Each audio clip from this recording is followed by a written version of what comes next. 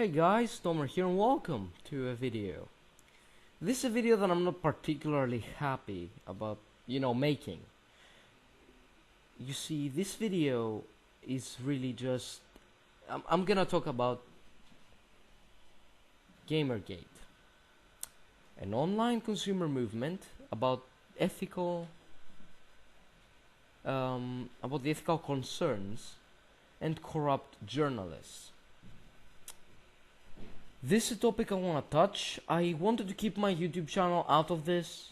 My Twitter is I'm pro Gamergate. I support Gamergate to the bone. And you could see that if you visited my Twitter. Now on my YouTube channel you could see that because I've liked some Sargon of Akkad videos and many things like that. So yeah, I can understand why you would understand it. You would understand that I'm pro Gamergate from my YouTube channel. The thing is, I wanted to talk about this for a long time. Gamergate is 7 months old. I should have touched Gamergate as a subject long ago, but as I said, I didn't want to mix my YouTube channel.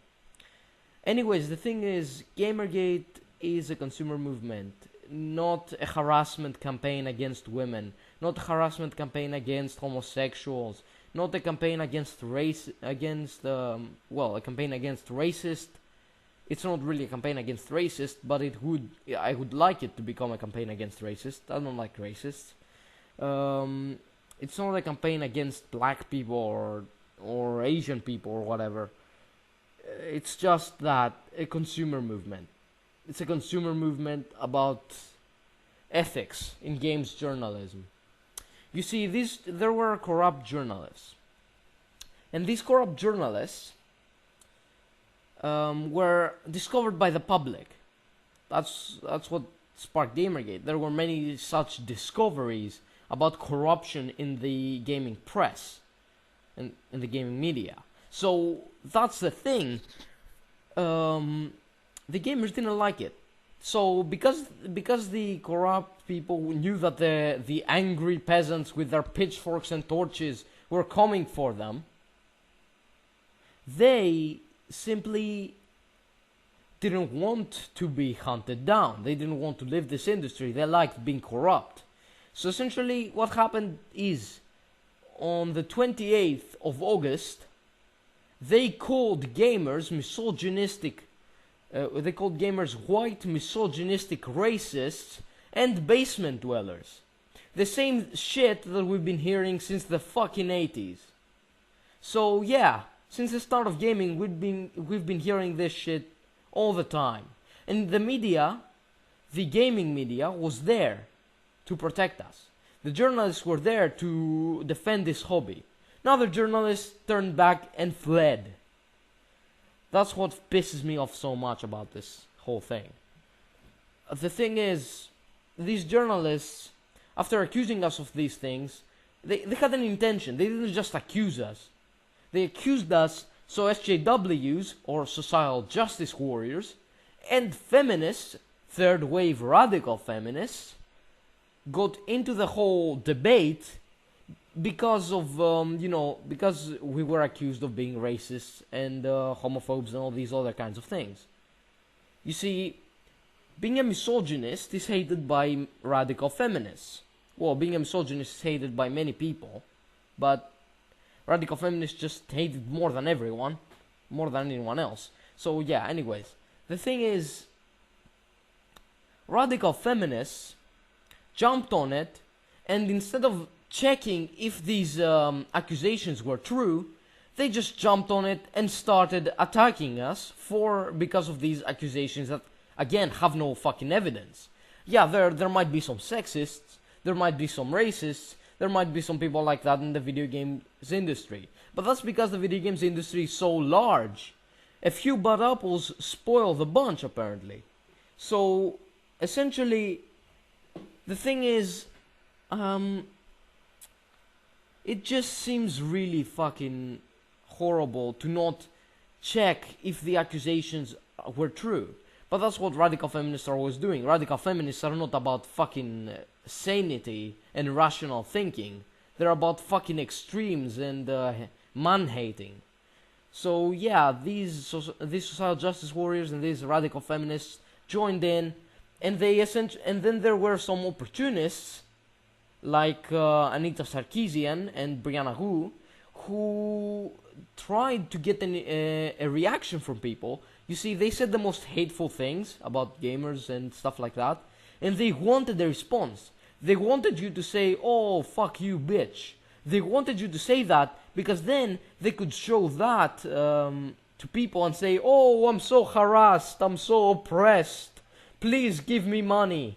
They are professional victims. Anyways, the thing is, these people have nothing to do with Gamergate. They were dragged into the debate. They dragged themselves into the debate, but the debate itself isn't inherently about these people, and it isn't about women or homosexuals or anything like that. The debate, the whole thing, the whole Gamergate thing started because we wanted ethics. We wanted ethics in video games journalism. I have learned about this thing since September, very early September, like 7. Yeah, on the 21st of September, oh my god, I joined Gamergate officially. My Twitter was created on early October, if I remember correctly. On early October. Now, I've been part of the hashtag essentially when it was 1 month old. Like almost 1 month old, a little before. Like 6 days before its 1 month anniversary, I joined Gamergate.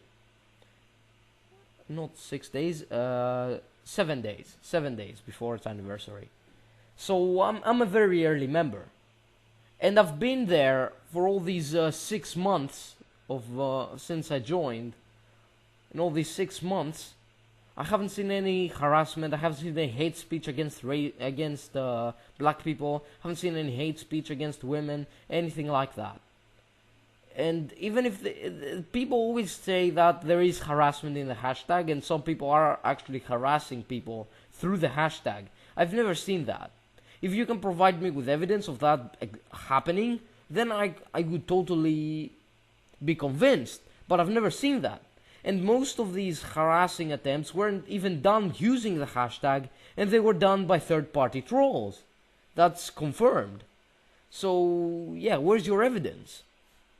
Now, the thing is, Gamergate is just that, a movement about ethics.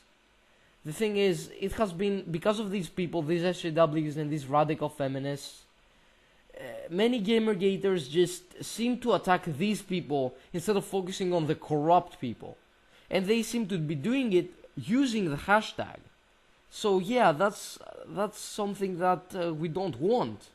These social justice warriors are trying to get us to attack them. Same goes with the radical feminists. And same goes with the professional victims like Anita and Brianna Hu. They're trying to get us to attack them. They want that. They're the bait. We shouldn't take the bait. That's it. That's really it. Now, the history of Gamergate goes back to an old hashtag called, of course, conspiracy theory about Nathan Grayson and Zoe Quinn. I don't know much about it though. I really don't. What I've heard is that Zoe Quinn and Nathan Grayson were in a relationship during the time she was, he was writing that review about Zoe Quinn's game. He was writing a review about someone he was dating. That's what I heard. So that's outrageous if it actually happened. I've heard claims that it didn't happen, but I've never seen evidence that it didn't happen. I've only seen claims, so I can't exactly believe either side when they claim. The sure thing is that there's more evidence to back up that they were together than that they were not together. So I'm kind of leaning towards that side, but only because there's more evidence on that side. Anyways, though, the thing is, Zoe Quinn had an ex, Aaron Gonji, who learned that she cheated on him with 5 guys. So he spilled all her little dirty secrets to the public. Something that, while I do not encourage, I mean, you are talking about a woman who manipulated Aaron and just fucked 5 guys. Well, she was in a relationship with Aaron. That's, in my opinion, very immoral. But that doesn't have anything to do with Gamergate. That had to do with the old conspiracy hashtag, which, it is the hashtag before Gamergate. It is and many people from that hashtag joined Gamergate after it was created. That hashtag doesn't exist anymore, by the way. It was left to rot. And the thing is, Gamergate and that hashtag are not the same. Yeah, they might have the same members, but I joined Gamergate. I didn't join conspiracy theory. The hashtag conspiracy. Anyways, though, the thing is, just that was one instance of corruption in the industry. That was it. And the Zoiquins game wasn't such a great, spectacular game for Nathan Grayson to give it a 10 out of 10, a game of the year. It wasn't such a great game. It was just, literally, the game was just writing. The game was just a story about an oppressed person. It was written. It's just text and pictures sometimes, but it's just text and pictures. Nothing else. That's basic programming. I learned basic programming, so I know this shit. This is basic programming. Pictures and text. That's the basic game you make when you're trying to learn basic programming. It's just a basic game. It's the easiest shit you can ever make. Literally, there is no skill involved. I don't know what else to say. That is it, guys. I joined Gamergate on September 21st, and I have no intention of leaving it anytime soon. This hashtag will continue going on, and I fully support it. And I suggest that you search the things I said out. Don't take my word for it. Go learn things. See both sides' perspective and judge for yourself. I really would like you to support Gamergate, but if you have to look at it without being blind and just knowing things from me. I explained my side of the story, which, for the most part was backed up by evidence and facts, and most of it wasn't really a theory, most of it was the actual things that happened. But yeah, that's it. Don't take my word for it. Try to look at it. Guys, I also want to address something that I just thought of. I was done actually editing. I'm currently editing the video, but I needed to add this part. I wanted to address the skeptics who are like, well, corruption has always existed in the video games industry. The fact that it has always existed doesn't mean that it's something good. And we're not naive. We don't think that we can destroy corruption, guys. We just think that we can limit it. We can lower corruption. We can lower it to an acceptable percentage, to an acceptable amount, to like 9 people out of the 100 people are corrupt. Something like that. But no, this time it's like 30 people. That's fucking 30 out of the 100 people are corrupt. That's fucking outrageous. Also, I want to address the other thing, which is,